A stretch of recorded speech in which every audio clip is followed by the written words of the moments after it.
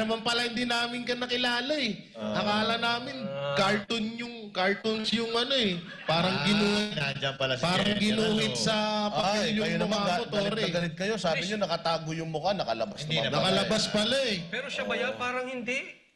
Parang, Parang wait si lang, Diwata. paano napapanood ko siya sa movie? Pero Parang wala. nandun siya sa Harry Potter. Pero sir, bakit naman kasi wala kang nameplate?